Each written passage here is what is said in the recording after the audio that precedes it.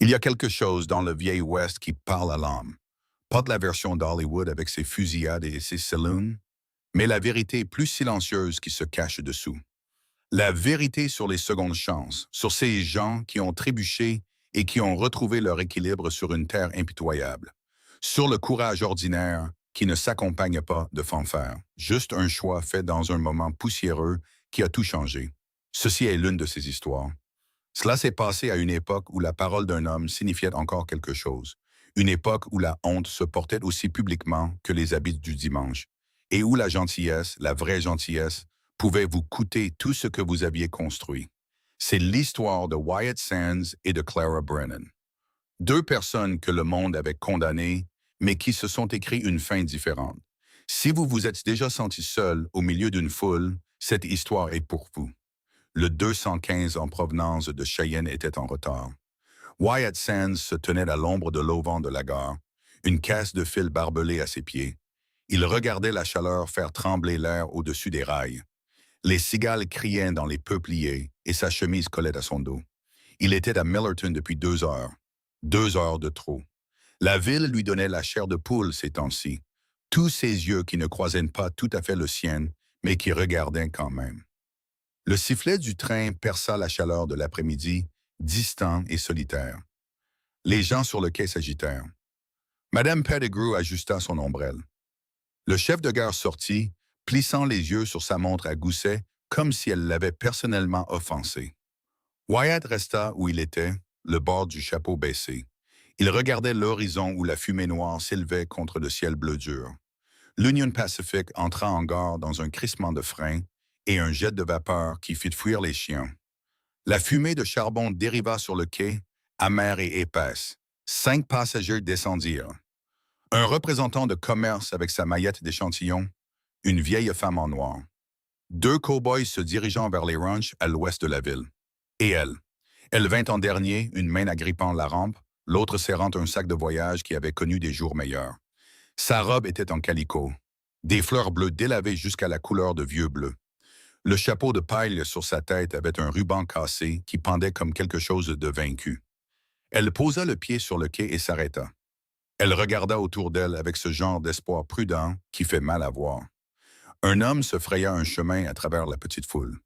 Hiram Cadell, qui possédait le magasin de fourrage et pensait que cela le rendait important. Il s'arrêta à 3 pieds d'elle, les pouces accrochés à son gilet. Il la toisa de haut en bas, comme si elle était un cheval qu'il envisageait d'acheter. « Vous êtes Clara Brennan. » Son menton se leva. « Je le suis. Tournez-vous. » Les mains de Wyatt se serrèrent sur la poignée de la caisse. Autour de lui, les gens commençaient à se rassembler. C'était mieux que l'église, un divertissement gratuit un dimanche après-midi. Madame Pettigrew avait ce regard sur le visage. Celui qui disait qu'elle stockait les commérages comme un écureuil stocke des noisettes. La femme, Clara, resta là un long moment. Puis elle tourna lentement, un cercle complet, le visage rouge brûlant. Mais sa colonne vertébrale était aussi droite qu'un pain tordu. Cadell cracha du jus de tabac dans la poussière près de ses pieds. Pas sur elle, mais assez près pour que le message soit clair. « Vous avez apporté la dot, dit-il. 5 cents $ et une machine à coudre Singer. Mon père est décédé. Sa voix était calme mais ferme. Il n'y a rien, sauf...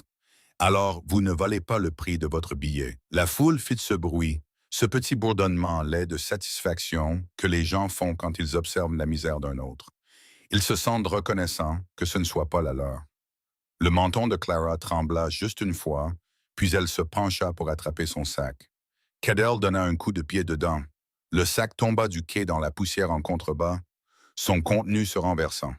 Une chemise usée, un ferrotype dans un cadre fissuré, une Bible avec une couverture en cuir usé, une boîte à couture en bois qui s'ouvrit, éparpillant des bobines de fil qui roulèrent dans la terre comme de petites roues de la honte. La foule rit. Wyatt posa sa caisse. « Honteux, » annonça Madame Pettigrew assez fort pour que tout le territoire l'entende. « Mener un homme en bateau comme ça. » Clara s'agenouilla dans la poussière, rassemblant ses affaires avec des mains tremblantes. Elle essaya de plier la chemise, mais ses doigts ne fonctionnaient pas bien. Une bobine de fil roula devant elle et elle se jeta pour l'attraper. Et c'est là que l'un des hommes prit la parole. « Elle est assez jolie pour d'autres travaux. Le silver dollar embauche toujours. Plus de rire.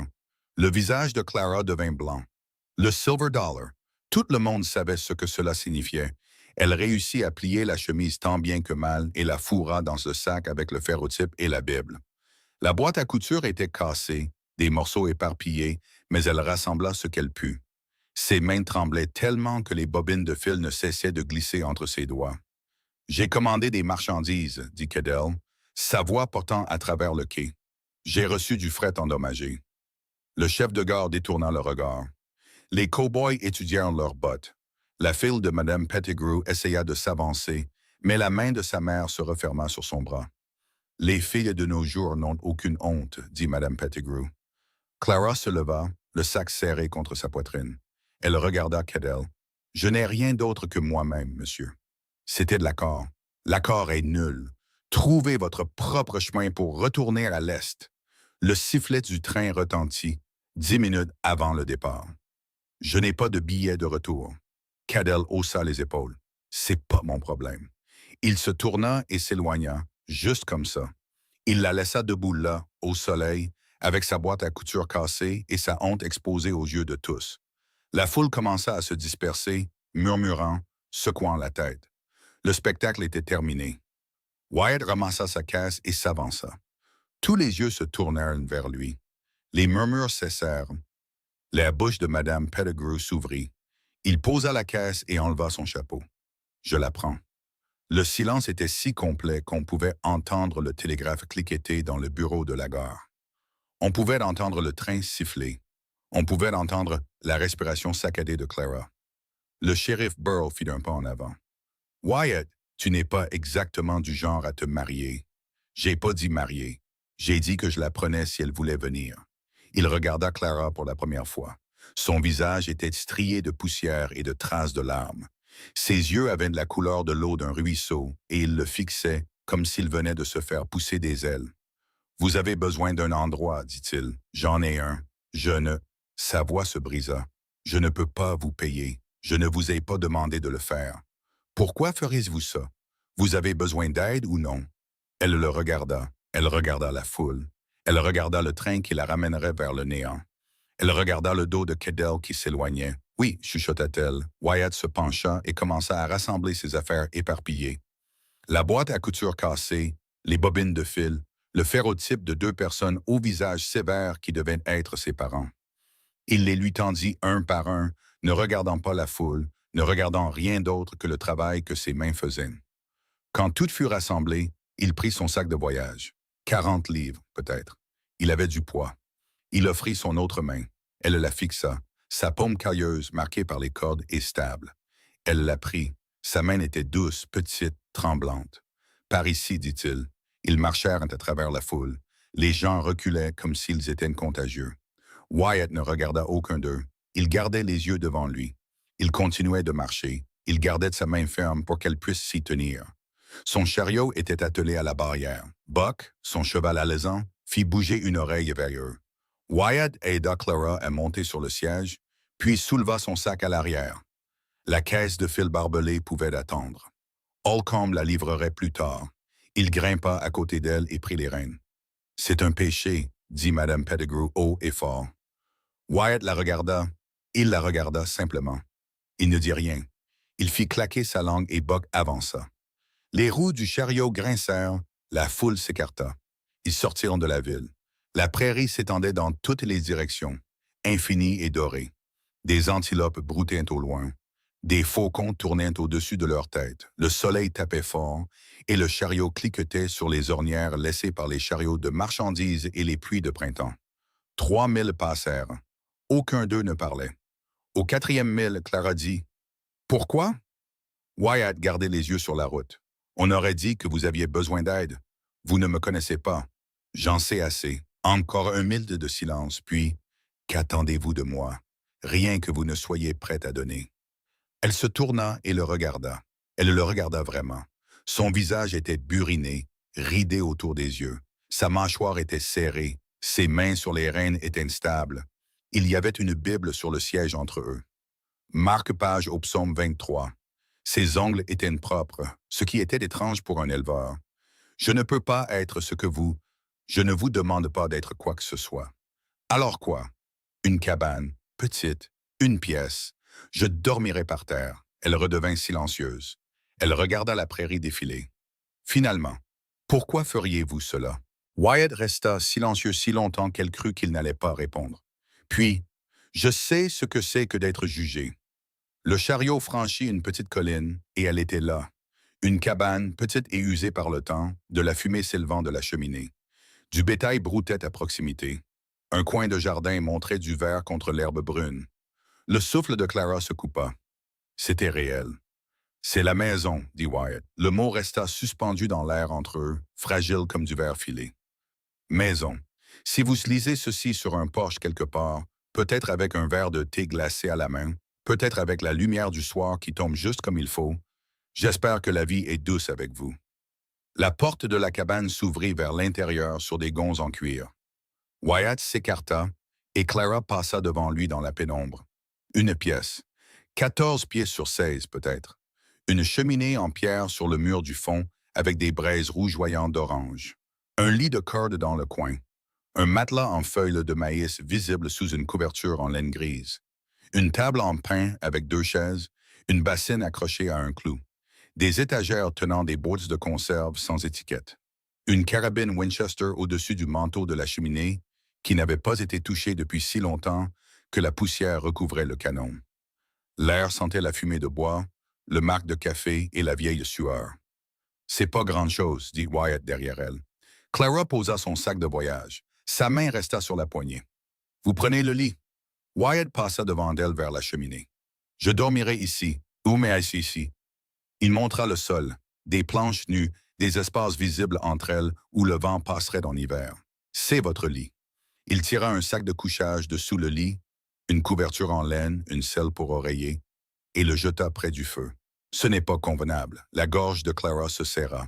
Elle regarda le lit, le sol, le dos de Wyatt alors qu'il se penchait pour ajouter du bois aux braises. « Je ne peux pas prendre. » C'est déjà décidé. Le bois prit feu. Les flammes montèrent, jaunes et brillantes. Les ombres sautèrent sur les murs.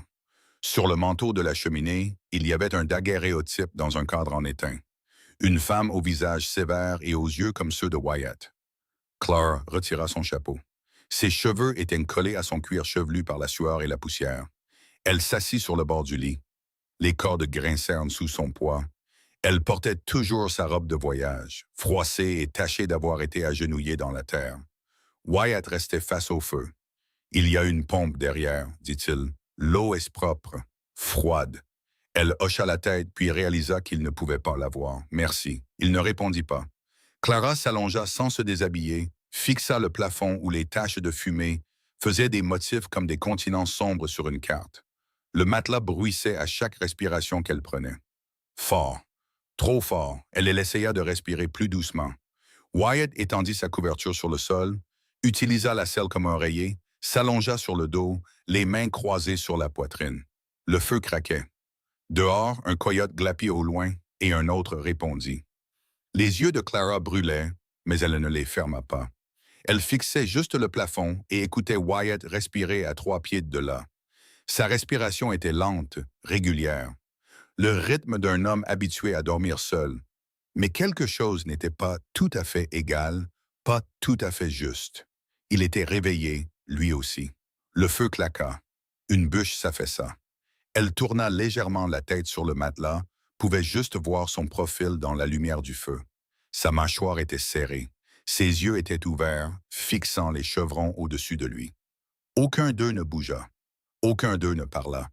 L'espace entre le lit et le sol semblait plus petit à chaque respiration. La main de Clara reposait sur le bord du matelas, à 6 pouces de l'endroit où il était allongé. Elle ne la bougea pas. Le feu brûla plus bas. Dehors, quelque chose bruissa dans l'herbe près du mur de la cabane. Une souris peut-être, ou quelque chose de plus gros. Le chant du coq fendit l'obscurité. Les yeux de Clara s'ouvrirent brusquement. Une lumière grise s'infiltrait par les fentes des volets.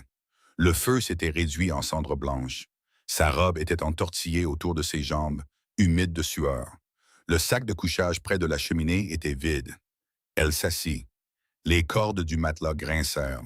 Dehors, elle pouvait entendre le murmure bas d'une voix d'homme et le doux son de réponse du bétail. Wyatt parlait à ses bêtes. Clara balança ses pieds au sol. Les planches étaient froides. Elle portait toujours ses bottes. Elle se leva et sa colonne vertébrale craqua. Elle alla à la fenêtre et regarda à travers la fente des volets. Wyatt se tenait près de la clôture, une fourche à la main, donnant du foin à 6 vaches Hereford. Leurs faces blanches se tournaient vers lui pendant qu'il travaillait. Il bougeait avec l'efficacité d'un homme qui avait fait cela 10 000 fois. Aucun mouvement inutile. Sa chemise était déjà sombre de sueur au niveau des épaules. Clara se détourna de la fenêtre, regarda la cabane à la lumière du jour. Des étagères longeaient un mur. Des boîtes de conserve entassées pêle-mêle. Du café à côté des haricots, à côté de quelque chose qui aurait pu être du sucre, mais n'avait pas d'étiquette. Une poêle pendait à un clou. De la graisse séchée noire sur le bord. Des assiettes en étaient empilées de travers.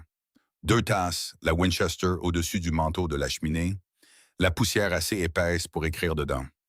Elle ouvrit son sac de voyage, sortit le ferrotype de ses parents, le posa sur le manteau à côté du daguerréotype de la mère de Wyatt. Les 2 visages sévères se regardaient à travers la pierre. Elle trouva les restes de sa boîte à couture, la plupart cassés, mais les bobines de fil avaient survécu. Elle les posa sur la table, blanc, noir, marron, bleu. L'étagère la dérangeait. Elle tendit la main et descendit la première boîte, l'ouvrit. Café. Arbuckle, à l'odeur. Elle la mit de côté. Boîte suivante. Haricots. Suivante, sucre. Mélangé avec quelque chose qui aurait pu être du sel. Elle trouva un morceau de vieux journal et de l'encre qui s'était transformé en boue dans sa bouteille. Elle la mélangea avec de la suie de la cheminée jusqu'à ce qu'elle soit assez fluide pour écrire. Elle utilisa un bâton comme plume. Café sur la première boîte, haricots sur la deuxième, sucre sur la troisième. La porte s'ouvrit derrière elle. Clara se tourna. Wyatt se tenait dans l'encadrement de la porte, la fourche toujours à la main. Il la regarda. Il regarda l'étagère organisée, les étiquettes en papier journal. Vous n'étiez pas obligé de faire ça. Mes mains avaient besoin de travail. Il appuya la fourche contre le mur. Ferma la porte. Alla au seau d'eau et y plongea ses mains. Il les frotta ensemble, les sécha sur son pantalon. « Je vous suis obligé, dit-il. Clara hocha la tête, se retourna vers l'étagère. Ses doigts étaient noirs d'encre de suie. « J'ai trouvé des étiquettes dans votre... Elle s'arrêta. « J'ai trouvé du papier. J'espère que ça va. »« C'est bon. » Silence. Clara descendit d'autres boîtes. Elle continua de travailler. Derrière elle, Wyatt alla à la cheminée et commença à raviver le feu. Le grattement du silex sur l'acier. Le doux souffle du petit bois qui prend. La main de Clara toucha quelque chose sous le bord de l'étagère. Une planche lâche. Elle appuya dessus. Elle bougea. Elle jeta un coup d'œil à Wyatt. Il était penché sur le feu, le dos tourné. Elle souleva la planche. De la toile cirée enroulée autour de quelque chose de lourd. La forme était indubitable. Le souffle de Clara s'arrêta dans sa poitrine. Elle la fixa, tendit la main et toucha le tissu. Il était doux d'huile, vieux. L'arme en dessous était froide, même à travers le tissu. Elle remit la planche exactement comme elle l'avait trouvée, se tourna et continua d'étiqueter les boîtes comme si de rien n'était. Quand le feu fut parti, Wyatt se leva. « Je vais chercher de l'eau. Vous avez besoin? Je peux faire du café. » Il la regarda. « D'accord. » Il prit le seau et sortit. La porte se ferma derrière lui. Les mains de Clara tremblaient alors qu'elle mesurait le café dans la cafetière. Elle avait trouvé le moulin à manivelle sur un clou près de la porte. Les grains cliquetèrent dans la trémie. Elle tourna la manivelle et le mécanisme les broya. Le son était fort dans la cabane silencieuse. L'odeur du café frais s'éleva, nette et propre. Elle avait mis de la cafetière sur le feu quand Wyatt revint avec l'eau. « Ça fait un moment que je n'ai pas eu de vrai café, dit-il. « Combien de temps? »« 3 ans. » Elle versa de l'eau du seau dans la cafetière. « Pourquoi? » Ça semblait du gaspillage de moudre des grains pour une seule personne. Le café commença à bouillir. Clara trouva les tasses, les rinça, versa. La vapeur s'éleva entre eux. Elle lui tendit une tasse. Il la prit, enveloppa ses 2 mains autour, même si l'étain était brûlant. Il but. Ses yeux se fermèrent. C'est votre mère qui vous a appris, demanda-t-il avant qu'elle ne passe à autre chose. Il ouvrit les yeux, la regarda par-dessus le bord de la tasse. Je suis désolé. Clara but son propre café. Il lui brûla la langue. Votre mère, il y a 10 ans, la fièvre. Ils restèrent là, le café entre eux, le feu crépitant, la lumière du matin devenant plus forte à travers les fenêtres.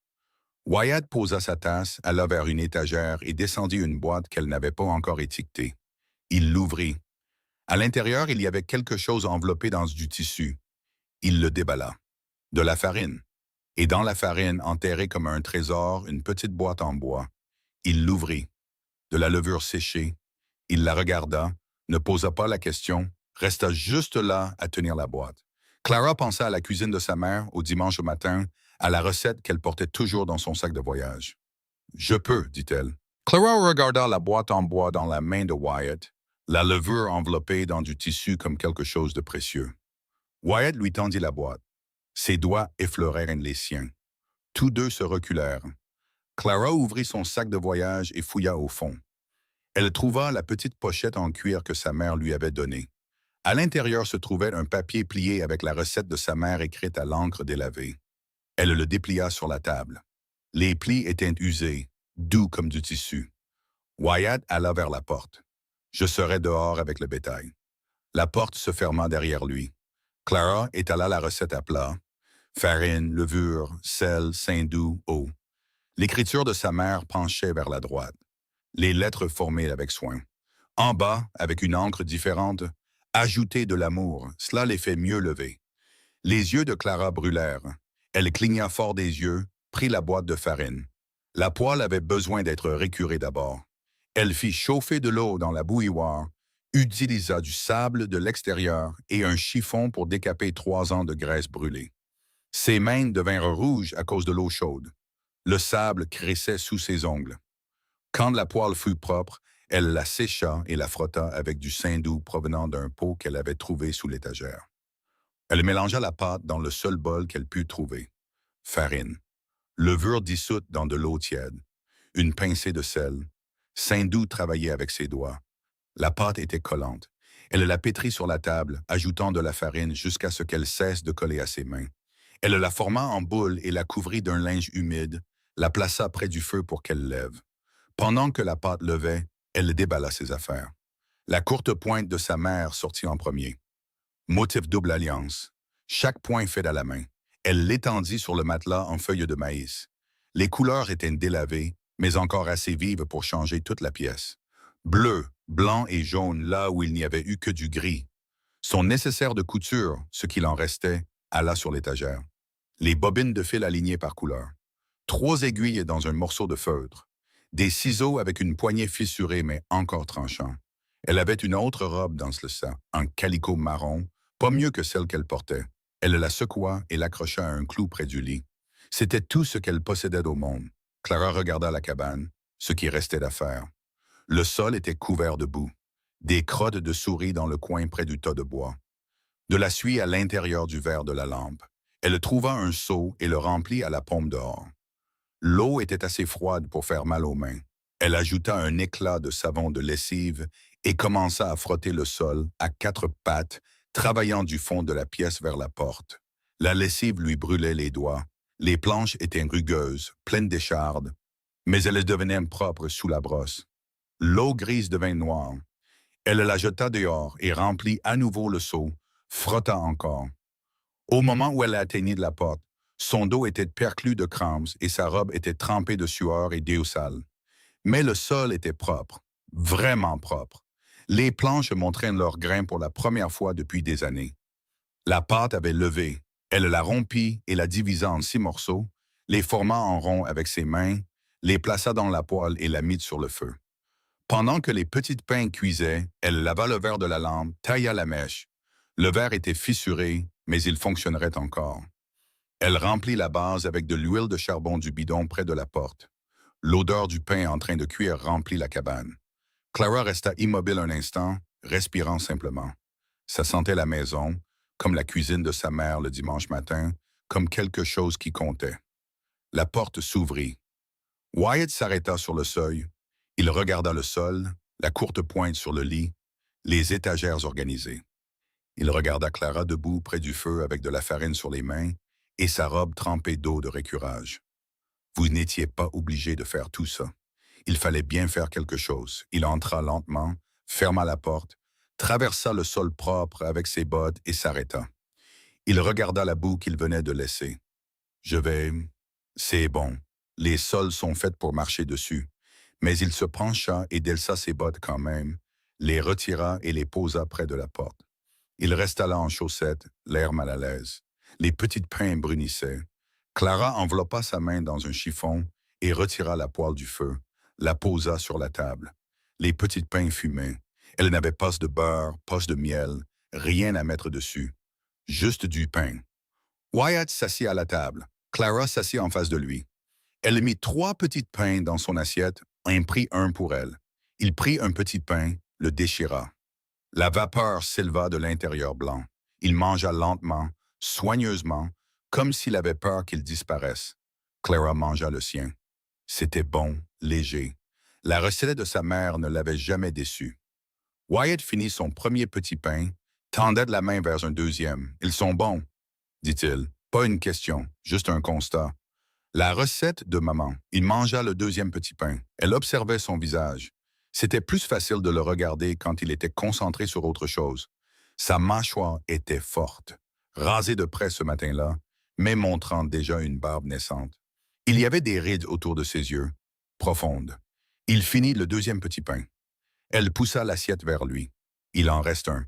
Il le prit, mais ne le mangea pas tout de suite, le tint juste. « Ma mère faisait ceux-là, dit-il, chaque dimanche après l'église. » Clara attendit. « Ça fait 10 ans. Je me souviens encore de l'odeur, de la chaleur de la cuisine, de la façon dont elle fredonnait en travaillant. » Il regarda le petit pain dans sa main, puis Clara. « Merci, dit-il. » Il le mangea lentement. Quand il eut fini, il s'adossa et la regarda à travers la table. Clara se leva et commença à débarrasser les assiettes. Il n'y avait plus d'eau de vaisselle, alors elle alla à la pompe et remplit à nouveau le seau. Ses épaules lui faisaient mal. Ses mains étaient à vif à cause du savon, mais elle pompa l'eau, la porta à l'intérieur et la fit chauffer sur le feu. Pendant que l'eau chauffait, Wyatt ramassa un morceau de sol près du tasse de bois, sortit son couteau de poche et commença à sculpter. Le couteau bougeait par petites coupes précises. Des copeaux s'enroulaient sur la table. Clara lava les assiettes, les tasses, la poêle, les mit à sécher sur un linge près du feu. Ses mains tremblaient de fatigue. Wyatt continuait de sculpter. Le bois prenait forme maintenant.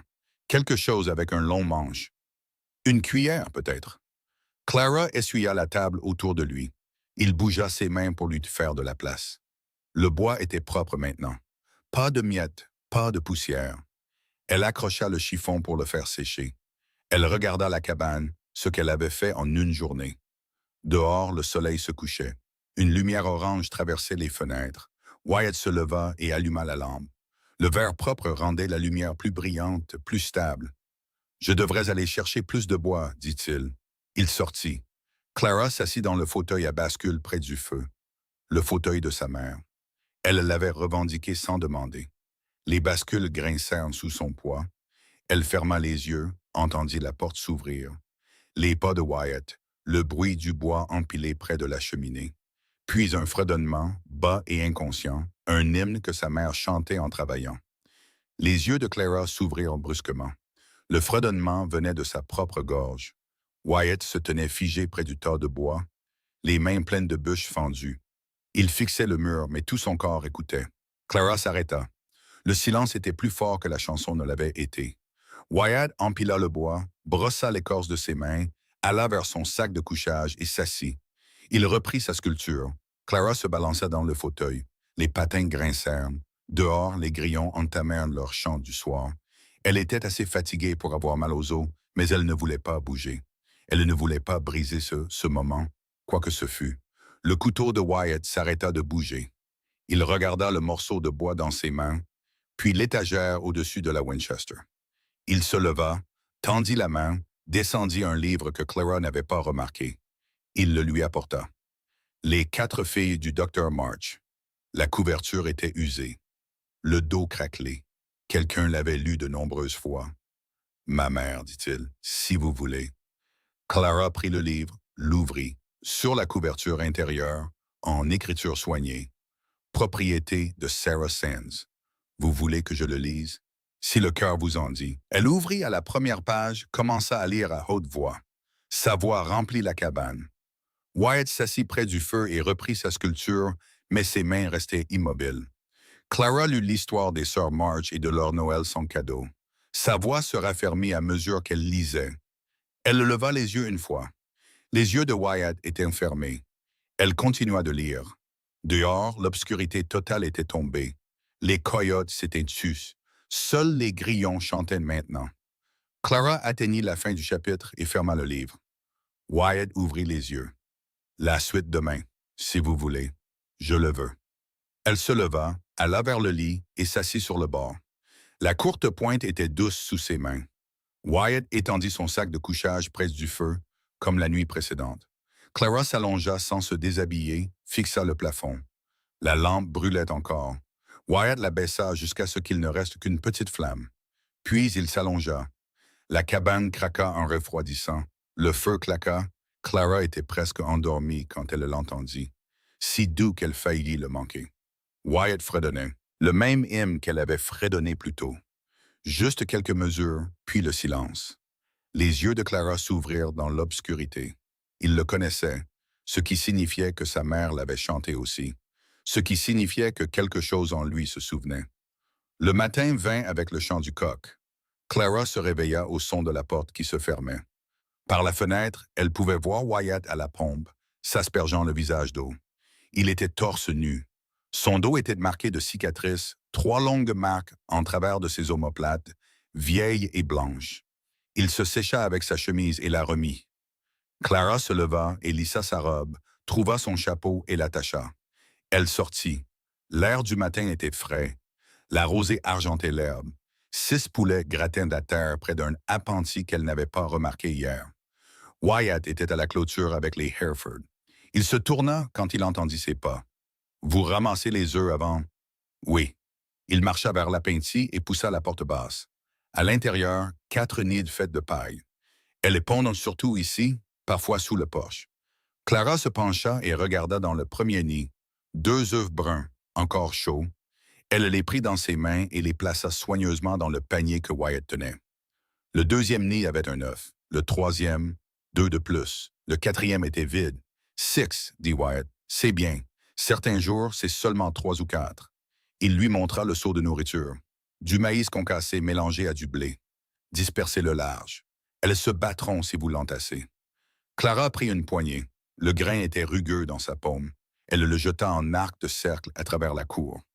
Les poulets arrivèrent en courant, ailes à demi déployées, gloussant et se bousculant. Wyatt regardait. « Vous avez déjà fait ça? » Mon père avait des poulets. Avant, elle s'arrêta, prit une autre poignée de nourriture, la dispersa, avant que la banque ne prenne la ferme. Elle le regarda. Il ne la regardait pas, il regardait les poulets. Oui. Il hocha la tête, prit le panier d'œufs. Je vais allumer le feu. Ils rentrèrent ensemble. Wyatt raviva le feu pendant que Clara portait les œufs à la table. Elle trouva un bol et les cassa dedans. 6 œufs, jaunes vifs, pas de taches de sang, de bonnes pondeuses. Elle moulut des grains de café dans le moulin à manivelle pendant que Wyatt apportait plus de bois. Le moulin faisait un bruit de broyage rythmé. L'odeur du café frais remplit la cabane. Quand elle eut fini, elle versa la mouture dans la cafetière et ajouta de l'eau de la bouilloire. Le café bouillit. Elle le versa 2 tasses et en tendit une à Wyatt. Il but, ferma les yeux. J'arrive toujours pas à croire au vrai café.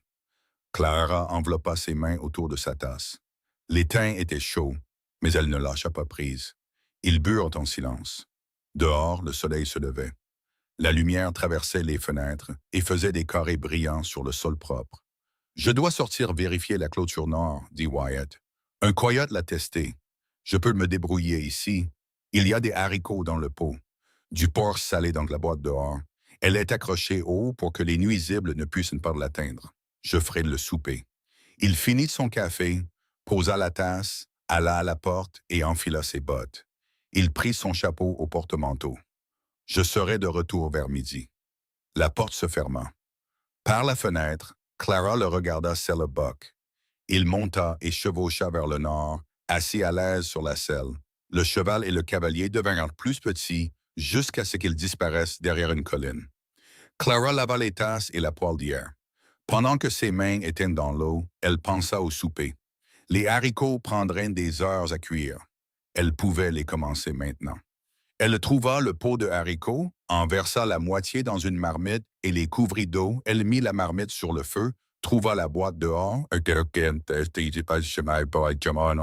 coffre en bois suspendu aux avant-toits par une corde. À l'intérieur se trouvait du porc salé enveloppé dans de l'étamine. Elle coupa 3 tranches épaisses et les ajouta aux haricots. La cabane était propre, mais elle semblait encore vide. Clara sortit et fit le tour de la propriété. Elle trouva des herbes sauvages poussant près de la clôture, de la sauge et ce qui ressemblait à du thym sauvage. Elle en cueillit et les apporta à l'intérieur. Elle trouva un bocal en verre sur l'étagère et le remplit d'eau de la pompe. Elle mit les herbes dans le bocal et le posa sur la table. Il y avait des rudbeckias qui poussaient au bord du jardin. Elle en cueillit une poignée et les ajouta au bocal. Des fleurs jaunes contre la sauge verte. Elle balaya le sol même si elle l'avait frotté hier. La cabane était aussi propre qu'elle pouvait la rendre. Alors elle s'assit à la table et ouvrit son nécessaire de couture. Elle trouva la robe en calicot marron accrochée près du lit. Elle l'examina. 2 boutons manquants. L'ourlet se défaisait. Une déchirure dans la manche. Elle enfila une aiguille avec du fil marron. Elle commença par l'ourlet, petit point régulier, comme sa mère le lui avait appris. L'aiguille entrait et sortait, le fil se tendait, les haricots bouillonnaient sur le feu. La cabane sentait le porc salé et la sauge. Clara cousait. Quand l'ourlette fut finie, elle commença la manche. La déchirure faisait 3 pouces de long. Elle la retourna et fit une couture abattue. Elle cousait le 2e bouton quand elle entendit des bruits de sabots. Elle regarda par la fenêtre. Pas Wyatt. Un garçon arrivait sur la route à dos de mule, peut-être 13 ans, dégingandé et brûlé par le soleil. Il avait un sac en toile de jute attaché à la selle. Clara sortit sur le porche. Le garçon s'arrêta, la regarda, détourna le regard rapidement. Son visage devint rouge. « Livraison de chez Holcomb », dit-il aux oreilles de la mule. Monsieur Sands est sorti vérifier de la clôture. « Je peux juste laisser ça ici. » Il descendit, détacha le sac. 50 livres de farine. Il le posa sur le porche, gardant les yeux au sol. « Merci, » dit Clara. Le garçon hocha la tête, commença à remonter sur la mule. Il s'arrêta. Sa bouche s'ouvrit, se ferma, s'ouvrit à nouveau. Il s'arrêta, déglutit. Les gens en ville, ils disaient des choses. Les mains de Clara se serrèrent sur la rampe du porche. Quelle chose? Le visage du garçon devint plus rouge. « Je suis pas censé... » Maman a dit de rien dire. Mais il leva enfin les yeux vers elle. « Ils disent que vous et Monsieur Sands êtes... que vous êtes... » Sa voix tomba à un murmure. « Que c'est pas convenable, vous vivant ici sans être mariés. » Le souffle de Clara se coupa.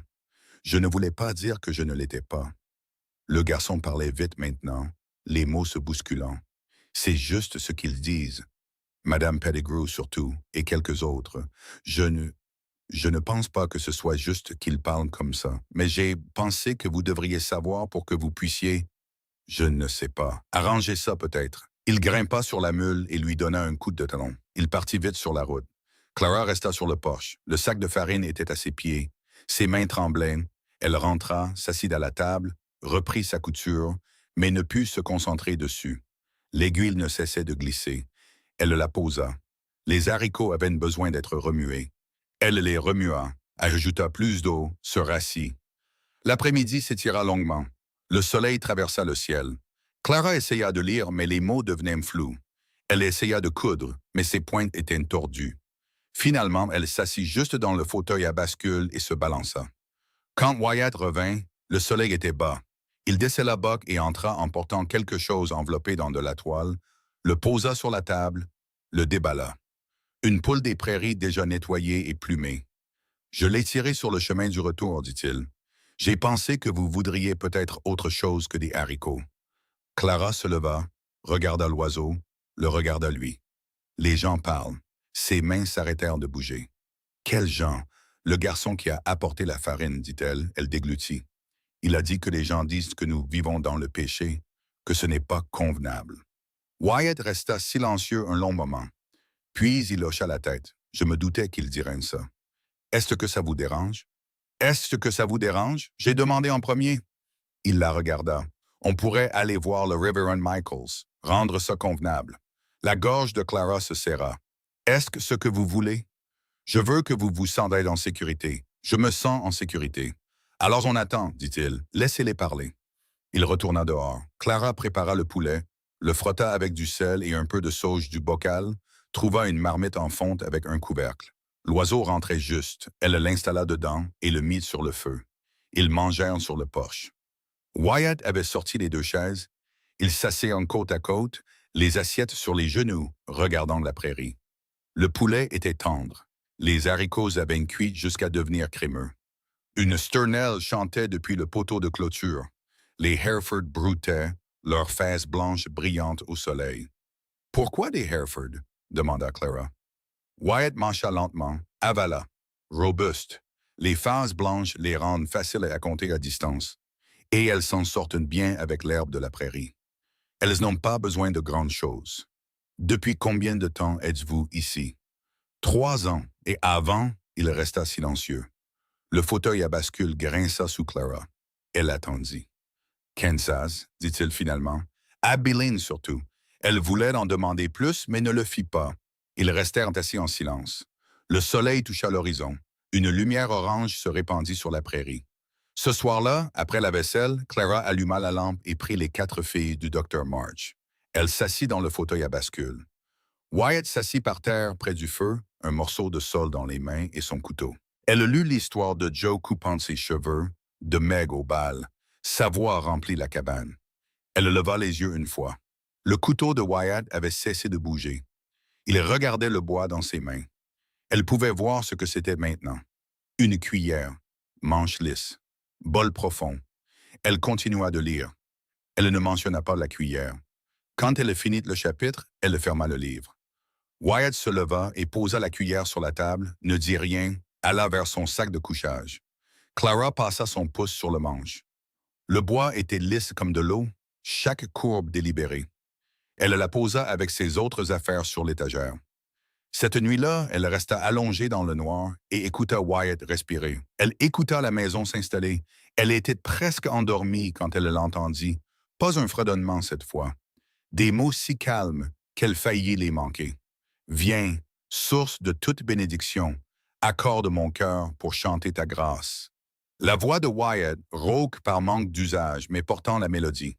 Les yeux de Clara s'ouvrirent. Elle ne bougea pas, respira à peine. Il chanta tout le premier couplet, puis s'arrêta. Dans le silence qui suivit, Clara réalisa qu'il ne se souvenait pas seulement de l'hymne. Il s'apprenait à chanter à nouveau parce qu'elle lui avait rappelé à quoi cela ressemblait. Dimanche matin. Clara fit chauffer de l'eau dans la bouilloire et lava ses cheveux avec les eaux de pluie qu'elle avait recueillies dans le tonneau dehors. L'eau était douce, faisait glisser ses cheveux entre ses doigts.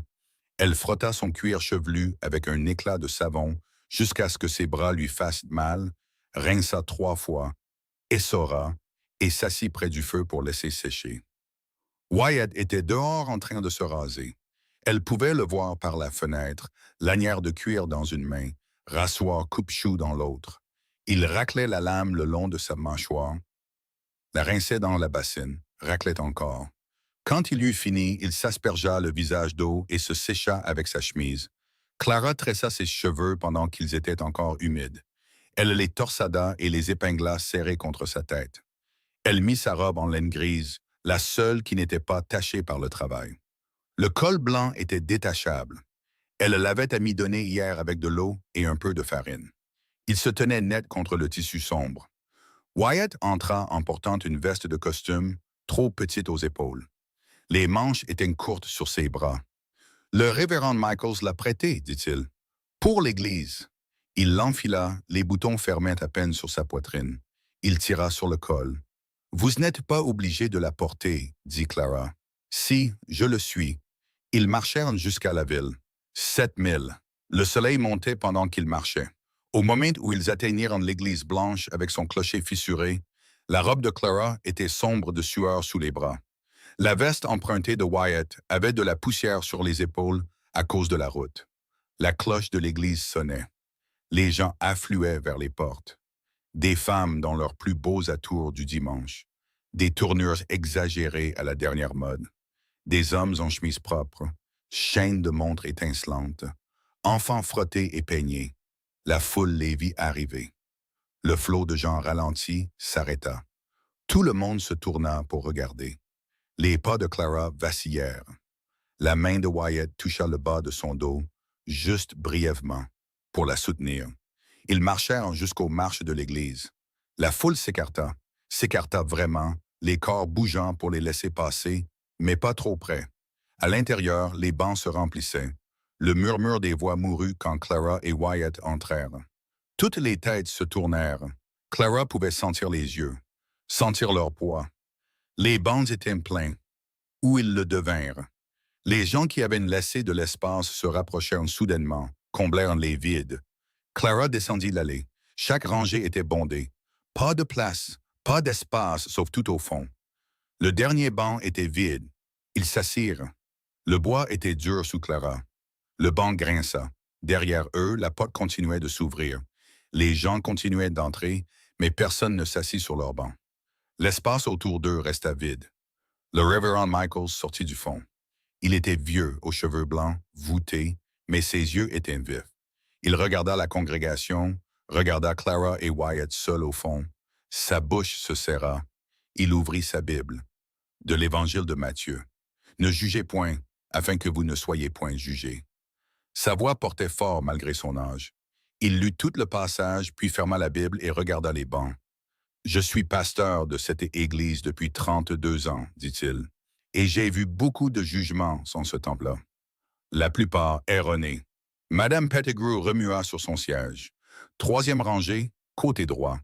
Sa fille était assise à côté d'elle, peut-être 16 ans, les yeux écarquillés. « Le Seigneur nous dit d'aider l'étranger, » dit le révérend Michaels, « de nourrir les affamés, d'abriter ceux qui n'ont pas de maison. Certains d'entre vous ont oublié cela. Plus de mouvement, des pieds raclant le sol. J'ai visité la maison des scènes 2 fois maintenant, continua-t-il. J'ai vu 2 personnes vivant décemment, se traitant avec respect, travaillant dur. C'est ce que j'ai vu. La nuque de Madame Pettigrew était rouge. Clara pouvait le voir de là où elle était assise. Maintenant, chantons l'hymne numéro 47. Amazing Grace.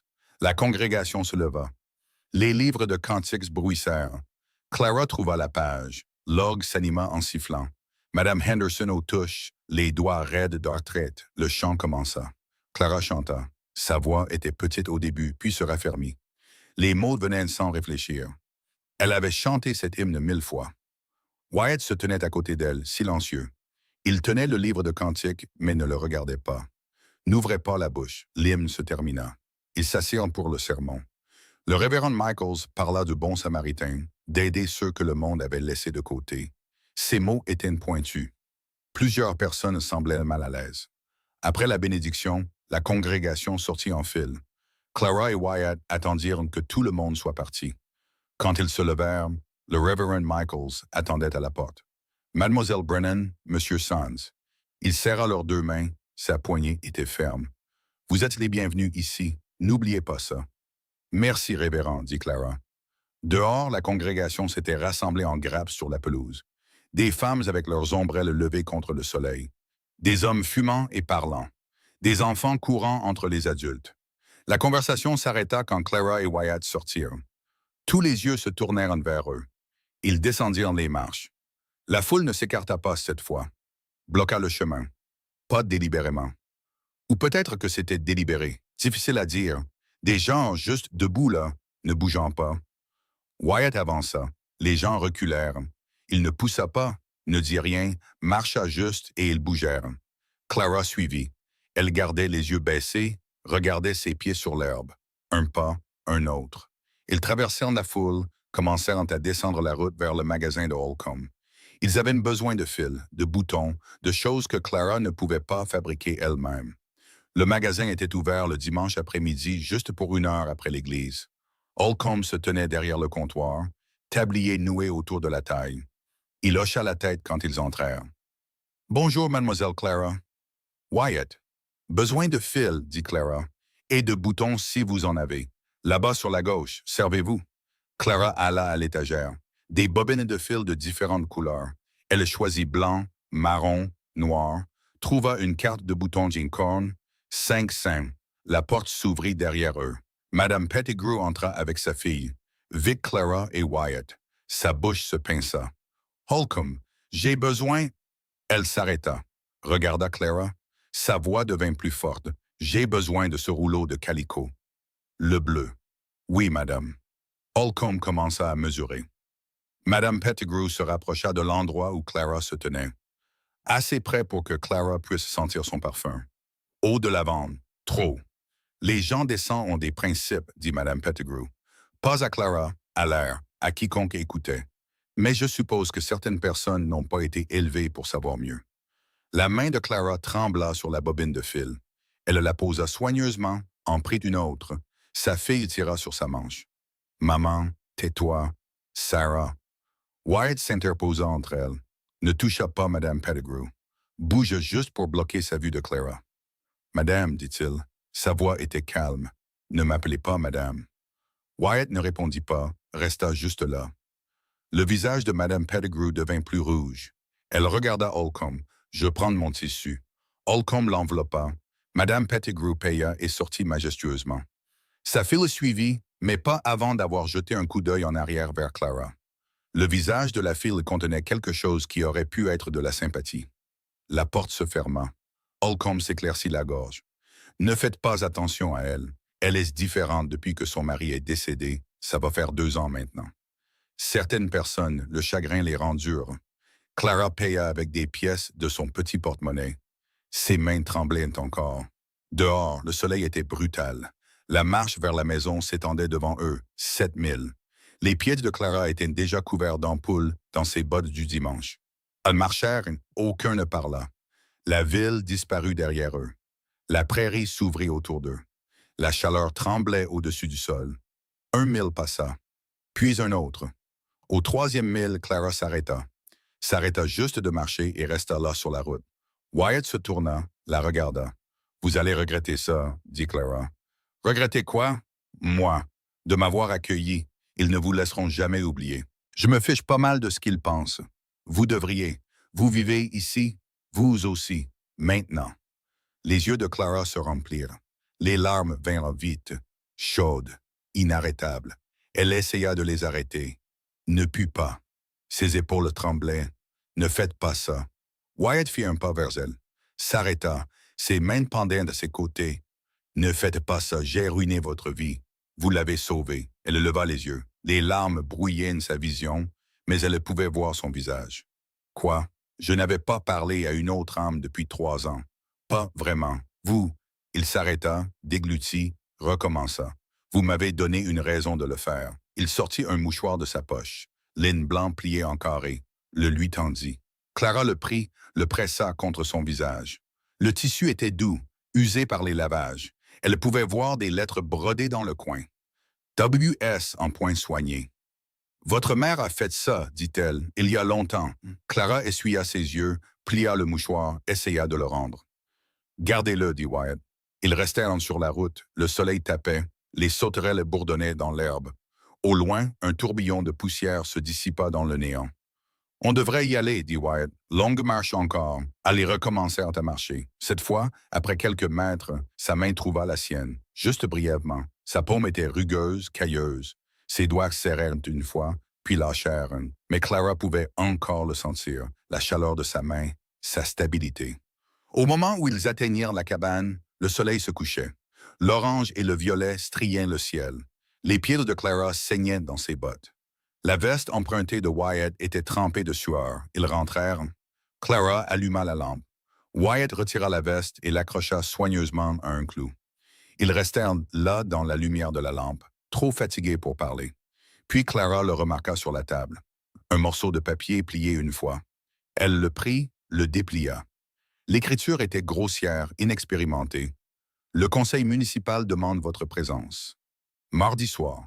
Question de normes communautaires. Les mains de Clara devinrent froides. Elle regarda Wyatt. Il prit le papier, le lut. Son visage se durcit. « Ils ne peuvent pas nous obliger à partir, dit Clara. Le peuvent-ils? » Wyatt posa le papier, le regarda un long moment, et on dirait qu'on le saura mardi. Lundi passa en silence. Mardi arriva. Clara fit le petit déjeuner, mais aucun d'eux ne mangea beaucoup. Les petits pains restèrent intacts dans leurs assiettes. Le café refroidit dans leurs tasses. Le soir venu, le ciel s'était assombri, pas avec le coucher du soleil, trop tôt pour ça.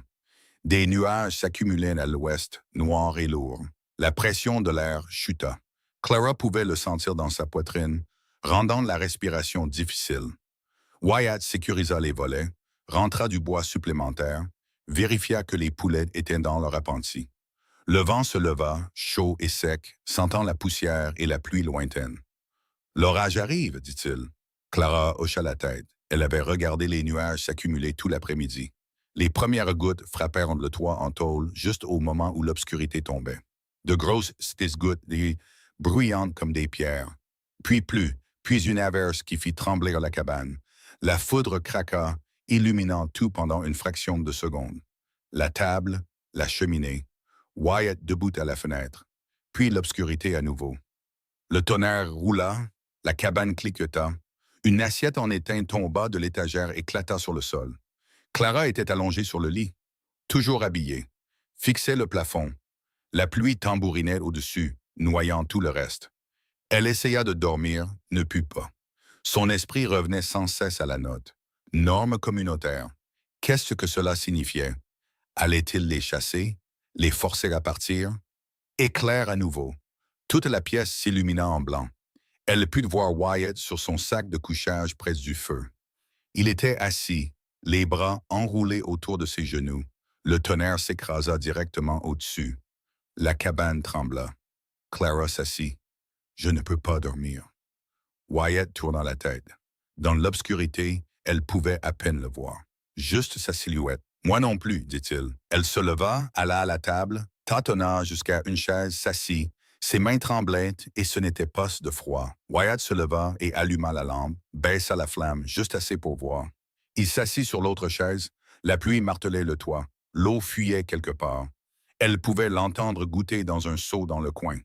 La gorge de Clara était serrée. « Je devrais vous dire pourquoi je suis venu à l'ouest. Vous n'êtes pas obligé. Je veux le faire. » La foudre clignota. Elle vit son visage clairement un instant. Le vit attendre. « Papa a perdu la ferme, dit-elle. La banque a saisi. Il avait emprunté dessus 3 ans auparavant quand les récoltes avaient échoué. Il ne pouvait pas faire les paiements. Ils lui ont donné 30 jours pour vider les lieux. » Ses mains agrippèrent le bord de la table. Le bois était rugueux sous ses paumes. Il est mort 2 jours après qu'il soit venu pour la terre. Le docteur a dit que c'était son cœur, mais ce n'était pas son cœur, c'était la honte. Le genre qui vous tue de l'intérieur. Le tonnerre gronda. Plus longtemps cette fois. Maman était déjà partie. La fièvre l'a importée il y a 3 ans. Je n'avais rien. Pas d'argent, pas de famille, pas d'avenir. Elle s'arrêta, déglutie. Sa bouche était sèche. Il y avait des hommes en ville, des hommes qui me regardaient d'une certaine façon, m'offraient du travail au silver dollar, comme si c'était respectable, comme si je ne savais pas ce qu'ils voulaient dire. La pluie diminua légèrement. Elle pouvait entendre sa propre respiration maintenant, rapide et superficielle. « Je ne suis pas stupide, dit-elle. Je savais ce que je deviendrais si je restais. » Alors j'ai répondu à une annonce. Épouse par correspondance. 3 hommes ont répondu. J'ai choisi Hiram Kettle parce que sa lettre semblait gentille. Il disait qu'il voulait une partenaire. La foudre illumina la cabane. Elle vit le visage de Wyatt. Il ne détournait pas le regard. Je lui ai dit que j'avais 500 $. J'ai menti. Je lui ai dit que mon père m'avait laissé une machine à coudre. Un autre mensonge. Je pensais. Sa voix se brisa. Je pensais que si je pouvais juste arriver ici, il verrait que j'étais prête à travailler, verrait que je valais la peine d'être gardée même sans l'argent. Elle pleurait maintenant, pas des larmes douces, des pleurs dures, laides, qui faisaient trembler ses épaules et rendaient son souffle saccadé. « Mais je ne vaux pas la peine d'être gardée, dit-elle. C'est ce qu'il a vu. C'est ce que tout le monde voit. Je ne suis rien. Je suis une menteuse qui est venue ici les mains vides. Je me suis vendue pour un billet de train et je n'ai même pas eu la décence d'être honnête à ce sujet. » La honte était physique. Elle pesait dans son estomac comme quelque chose de pourri. Lui donnait envie de se recroqueviller et de disparaître. Wyatt se leva, contournant la table. Elle pensa qu'il partirait, pensa qu'il s'éloignerait. Au lieu de cela, il sortit le mouchoir de sa poche, celui que sa mère avait fait, le lui tendit. Clara le prit, le pressa contre son visage, sanglota dedans. Le tissu devint humide. Elle ne pouvait pas s'arrêter, ne pouvait pas contrôler. Toute la honte et la peur se déversaient. Quand elle se calma enfin, son visage était enflé. Son nez coulait. Elle était dégoûtante. Wyatt se rassit, posa ses mains à plat sur la table, les regarda. « J'ai tué un homme à Abilene, dit-il. » La tête de Clara se releva. Il y a 5 ans, rassemblement de printemps, je travaillais le bétail pour un ranch à l'extérieur de la ville. Je suis allé au saloon un soir. Il y avait un joueur. Il m'a accusé de regarder ses cartes. Je ne le faisais pas, mais il s'est levé et a dégainé. Ses mains se serrèrent en poing sur la table. J'ai été plus rapide. Un coup, il est tombé mort avant de toucher le sol. Le tonnerre roula à nouveau, plus loin maintenant. L'orage se déplaçait vers l'est. C'était de la légitime défense. Les témoins l'ont dit. Le shérif ne m'a même pas gardé. Mais le frère du mort est venu chercher vengeance 2 semaines plus tard. Même chose, il a dégainé. J'ai tiré. Puis son cousin est venu. Puis 2 amis. Puis quelqu'un qui a dit que je l'avais insulté en tuant son parent. Sa voix était plate. Mort. 5 hommes en 3 ans. Tous légaux. Tous des combats de loyaux. Tout ça parce que je ne pouvais pas rater. Parce que j'étais rapide. Et je n'ai jamais hésité. Et le pire, il s'arrêta, recommença. Le pire, c'est que j'ai aimé ça pendant un moment. Aimer être craint. Aimer être celui que personne ne contrariait. Il leva les yeux vers elle. Ses yeux étaient humides. Je suis un tueur, Clara. La loi a appelé ça de la légitime défense, mais je suis toujours un tueur. J'ai du sang sur les mains qui ne partira pas. Et la raison pour laquelle je suis ici, la raison pour laquelle je dors sur ce sol chaque nuit, c'est parce que j'ai peur. Peur que si je me laisse vouloir quelque chose, si je me laisse avoir quelque chose, je redeviendrai cet homme. Sa voix se brisa. C'est ce que je suis. C'est ce que vous avez accepté. Un homme qui a tué 5 personnes et ne s'est pardonné pour aucune d'elles. La lampe vacilla. La pluie crépitait plus doucement maintenant. L'orage mourait. Clara tendit la main à travers la table, posa sa main sur la sienne. Sa peau était froide. Il tressaillit mais ne se recula pas. « Vous n'êtes pas cet homme. » Elle dit. « Comment le savez-vous? » Parce que cet homme ne m'aurait pas aidé, ne dormirait pas par terre, ne se soucierait pas d'une femme qui n'a rien à donner. Il retourna sa main, sa paume pressée contre la sienne, ses doigts s'enroulèrent autour de sa main, tinrent fort. « Vous n'êtes pas rien, dit-il, et vous n'êtes pas une menteuse. Vous êtes quelqu'un qui a essayé de survivre, alors vous non plus. » Le tonnerre s'écrasa une dernière fois, loin. La pluie s'adoucit en un clapotis. L'air sentait le propre maintenant, lavé. Ils restèrent assis là, mains jointes à travers la table en pain marqué, tandis que l'orage s'éloignait dans l'obscurité. La lampe brûlait bas. Dehors, la prairie buvait la pluie et la terre desséchée s'adoucissait. Clara regarda leurs mains jointes, regarda l'homme assis en face d'elle. Elle ouvrit la bouche pour dire quelque chose. Elle ne savait pas quoi, mais la tête de Wyatt se tourna brusquement vers la fenêtre. Sa main se serra sur la sienne. Il se leva, alla à la fenêtre, regarda à travers la fente du volet, ne bougea pas pendant un long moment. Puis, un an de la visite. Clara se leva, ses jambes semblaient faibles. Qui? Wyatt resta à la fenêtre. Tout son corps était rigide. Je sais pas, mais ils arrivent de la ville. Plus d'un. Clara se mit à côté de lui, regarda dehors dans l'obscurité. Elle pouvait les voir. Des cavaliers. 5, peut-être 6, avançant lentement sur la route boueuse, et ils portaient des torches. Les bruits de sabots s'arrêtaient en dehors. Clara entendit des bottes frapper la boue, des voix basses et masculines. L'odeur de la fumée des torches dériva à travers les fissures des volets. Wyatt alla à la porte. Sa main alla au loquet. « Non, dit Clara, il le faut. » Il ouvrit la porte. 6 hommes se tenaient dans la cour, torches brûlant malgré la pluie. Le shérif Burl devant, l'eau ruisselant de son chapeau. Derrière lui, 3 membres du conseil municipal et Hiram Cadell, bras croisés, visage dur. « Bonsoir, Wyatt, dit le shérif Burl. Wyatt sortit sur le porche. Clara se déplaça pour se tenir derrière lui dans l'encadrement de la porte. De quoi s'agit-il? Réunion du conseil ce soir. J'imagine que vous avez eu la note. Ça disait mardi soir. C'est mardi soir. L'orage vient de... Réunion à l'école maintenant. Le shérif Burr changea de pied. Le conseil est assemblé. On vous attend, au milieu de la nuit. C'est pas le milieu de la nuit, juste passé 8 heures. Vous êtes venu ici avec des torches, dit Wyatt, sous la pluie, pour vous assurer qu'on vienne. Le shérif Burr semblait mal à l'aise. Le conseil voulait être certain. Vous voulez dire que Cadell voulait être certain. Cadell s'avança. Vous viendrez pacifiquement ou autrement. Ça ne me fait aucune différence. La mâchoire de Wyatt se serra, ses mains se contractèrent. Clara pouvait voir la tension dans ses épaules, pouvait le voir calculer. 6 hommes, 6 contre 1. Et s'il se battait, s'il avait même l'air de vouloir le faire, ils auraient de la preuve qu'il était dangereux. Clara s'avança, posa sa main sur le bras de Wyatt. « Nous viendrons, dit-elle. » Wyatt la regarda. Elle croisa son regard, secoua légèrement la tête, ses épaules retombèrent. « Donnez-nous 1 minute, on attendra, » dit le shérif Burr. Wyatt ferma la porte et se tourna vers Clara. « Ils veulent se battre, dit-il. Ils veulent que je leur donne une raison. Alors ne le faites pas. Et s'ils, nous ferons face ensemble. » Elle alla au lit et prit son châle. Laine usée, mais encore chaude, l'enveloppa autour de ses épaules. Ses mains tremblaient, mais elle les força à rester immobiles. Wyatt enfila sa veste, celle empruntée, encore humide de dimanche. Il tendit la main sous la planche du plancher. Le souffle de Clara se coupa, mais il ne sortit pas l'arme. Laissa juste sa main là un moment, puis la retira vide. Ils sortirent. La pluie avait cessé, mais tout dégoulinait. L'eau des avantoirs, l'eau des arbres, les torches sifflaient et fumaient. « Nous marcherons, dit Wyatt. Pas besoin d'escorte. Le conseil veut qu'on s'assure que vous arriviez, dit le shérif Burr.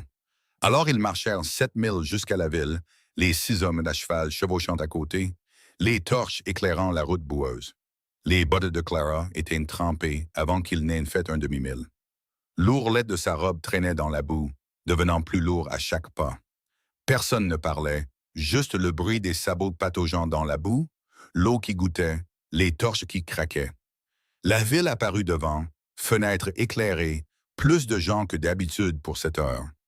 L'école brillait le plus fort, chaque lampe allumée. Une foule s'était rassemblée dehors, 40 personnes, peut-être plus. Ils se tournèrent quand ils virent les torches arriver. Virent Wyatt et Clara marchant entre les hommes moxés. Le murmure commença, devint plus fort. Le shérif Burr mit pied à terre. « Faites place », la foule s'écarta. Clara traversa. Elle pouvait sentir leurs yeux, entendre les chuchotements. Son visage brûlait, mais elle garda le menton levé. Continua de marcher à l'intérieur. L'école était bondée, les bancs pleins, des gens debout le long des murs. L'air était épais de fumée de tabac et de vapeur d'huile de charbon provenant de trop de lampes brûlant à la fois. 5 hommes étaient assis à une table devant. Le conseil municipal. 3 qu'elle ne connaissait pas. L'un était Holcomb du magasin. Le dernier était Hiram Cadell. Madame Pettigrew était assise au premier rang, le dos droit, le visage figé. Chaque siège était pris sauf 2 chaises au milieu de la pièce, face au conseil. Clara et Wyatt marchèrent vers elle, s'assirent. Clara croisa les mains sur ses genoux pour cacher leur tremblement. Le conseil avait un homme avec des favoris gris.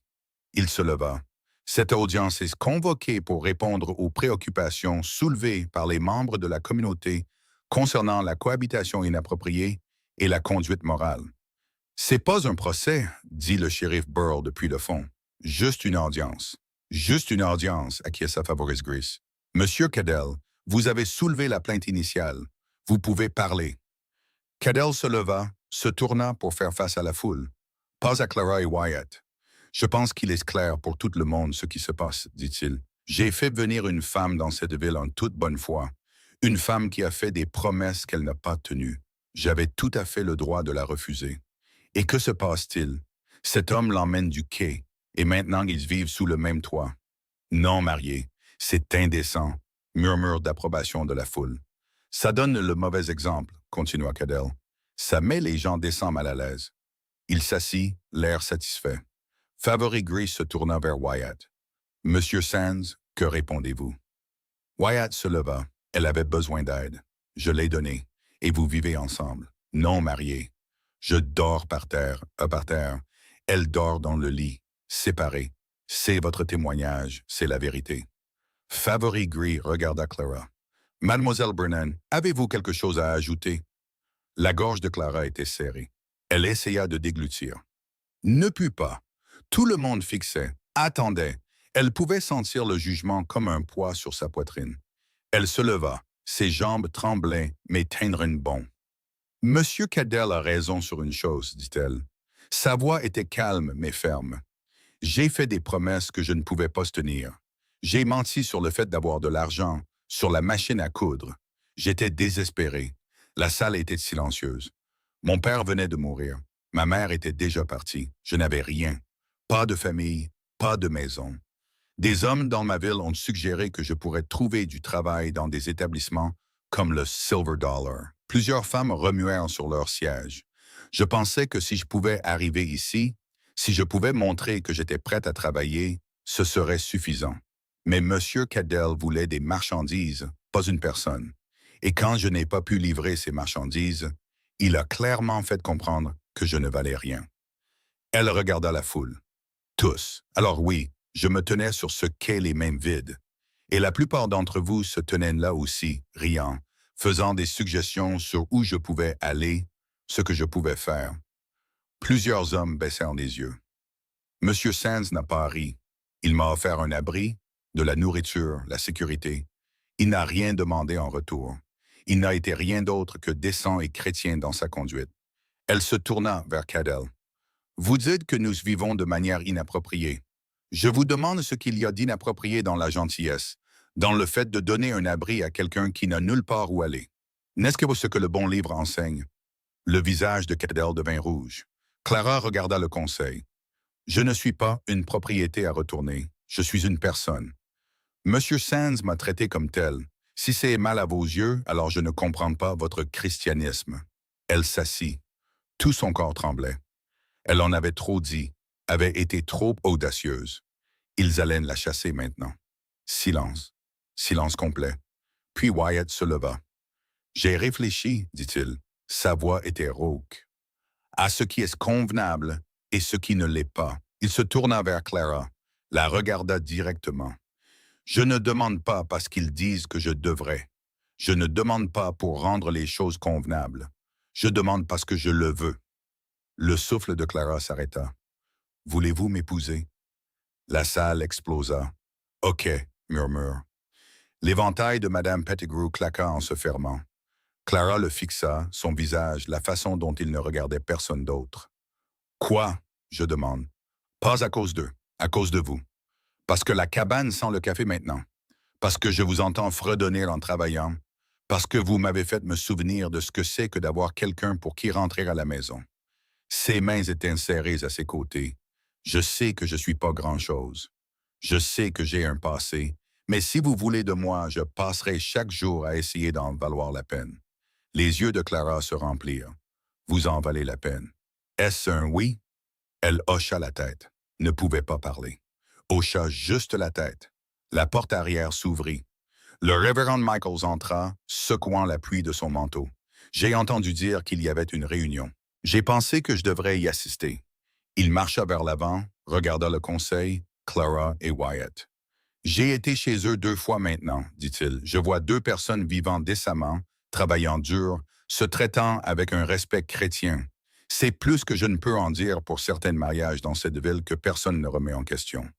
Il regarda directement Madame Pettigrew. Elle tressaillit. S'il y a une objection à ce qu'ils se marient, parlez maintenant, dit le révérend Michaels. Sinon, je célébrerai la cérémonie dimanche à 2 heures. Quiconque veut être témoin est le bienvenu. Favori Gris s'éclaircit la gorge. Le conseil doit voter. Voter sur quoi? Demanda le révérend Michaels. Sur le fait que 2 personnes peuvent se marier? C'est entre eux et leur conscience. Holcomb se leva. Je vote pour qu'on lève la séance. Laissons le révérend gérer ça. Un par un. Les autres membres du conseil hochèrent la tête, même Cadell, bien que son visage fût sombre. Séance levée, dit Favori Gris. La foule commença à sortir. Certains semblaient déçus, certains semblaient en soulagés. Madame Pettigrew se leva avec raideur et partit sans regarder personne. Mais sa fille s'arrêta près de la chaise de Clara, se pencha et chuchota. Ça a demandé du courage. Ce que vous avez dit. Puis elle fut partie, se dépêchant après sa mère. Clara et Wyatt se levèrent, marchèrent vers l'endroit où le Reverend Michaels attendait. Dimanche, dit-il. 2 heures, soyez là. Dehors, la nuit était claire. L'orage avait tout lavé. Les étoiles remplissaient le ciel. Clara et Wyatt descendirent les marches de l'école. En bas, Clara trébucha. Wyatt attrapa son bras, la stabilisa. Sa main resta là, puis glissa vers sa main. Leurs doigts s'entrelacèrent. Ils marchèrent à travers la ville comme ça, main dans la main. La première fois qu'ils se touchaient délibérément, publiquement. Personne ne les arrêta. Mais Clara pouvait sentir des yeux regarder depuis les fenêtres. La route s'étendait devant. 7 milles jusqu'à la maison. Les pieds de Clara lui faisaient mal. Sa robe était couverte de boue. Mais la main de Wyatt était chaude dans la sienne. « Le pensiez-vous » demanda-t-elle. « Ce que vous avez dit là-dedans. Chaque mot. Même la partie sur... Surtout ça. » Ils marchèrent en silence pendant un moment. Les étoiles tournaient au-dessus. Un coyote appela de loin. « Je n'ai pas de bague, » dit Wyatt. « Pas besoin. » Son pouce effleura ses articulations. Une fois, 2 fois.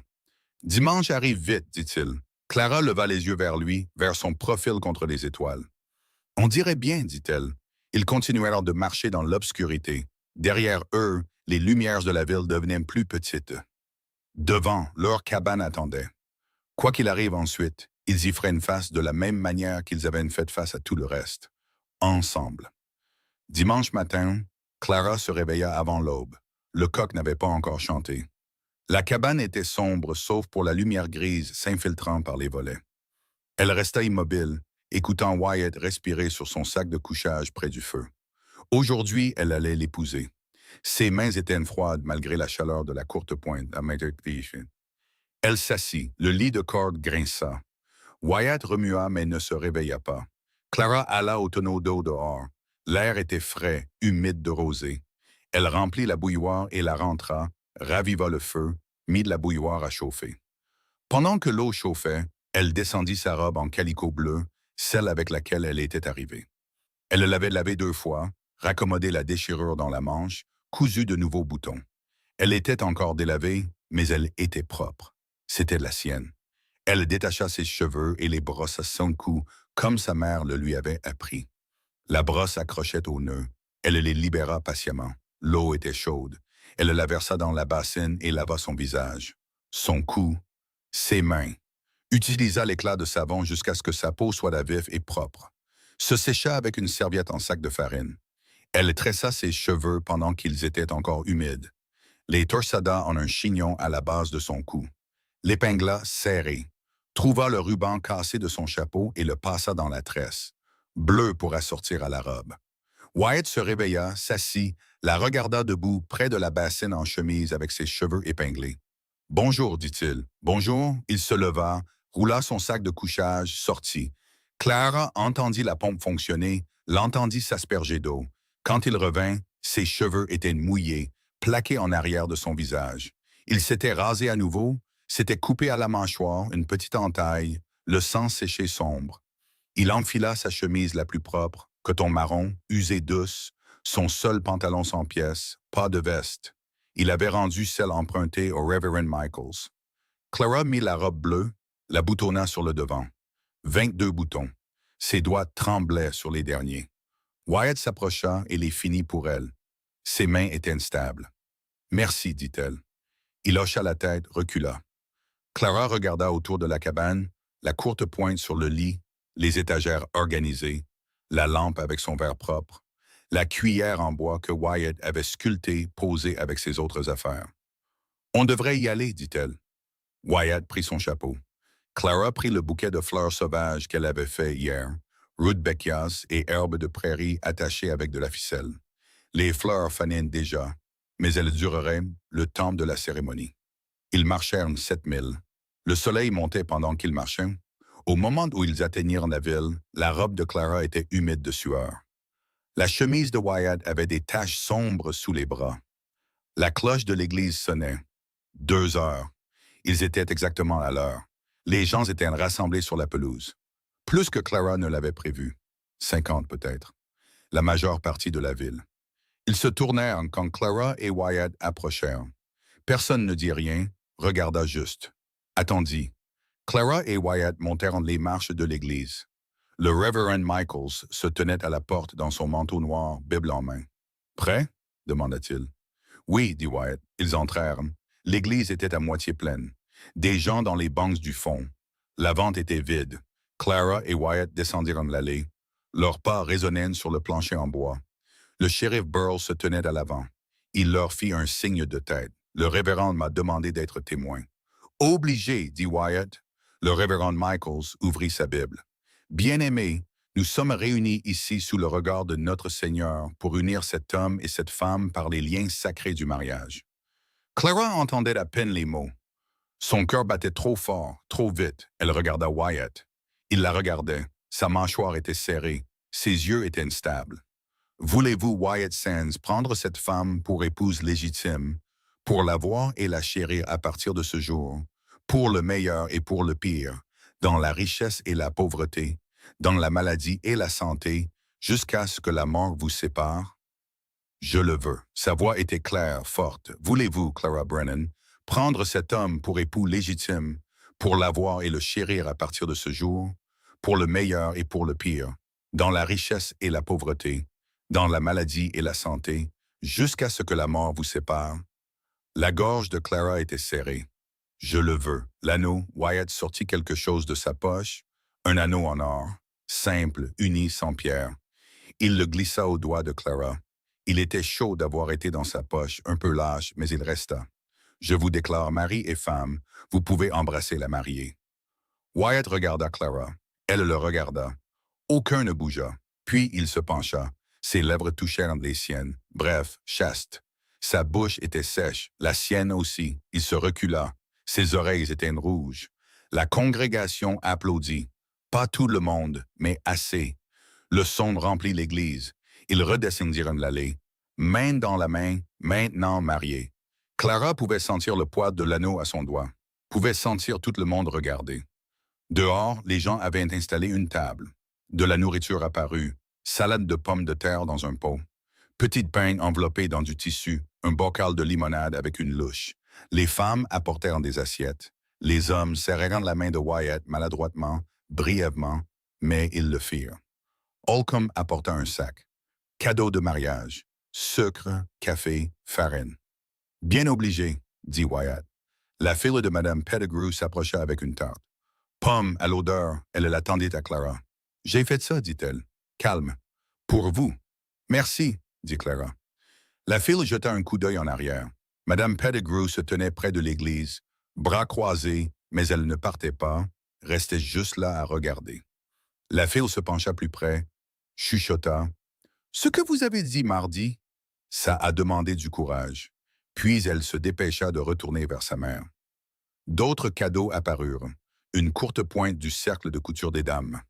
Un pot de confiture, un paquet de graines, tomates, haricots, courges, des choses à planter. Les yeux de Clara brûlèrent. Elle cligna fort des yeux. Ils restèrent une heure, mangèrent de la salade de pommes de terre et des petits pains, burent de la limonade qui était acidulée et froide. Les gens vinrent les féliciter.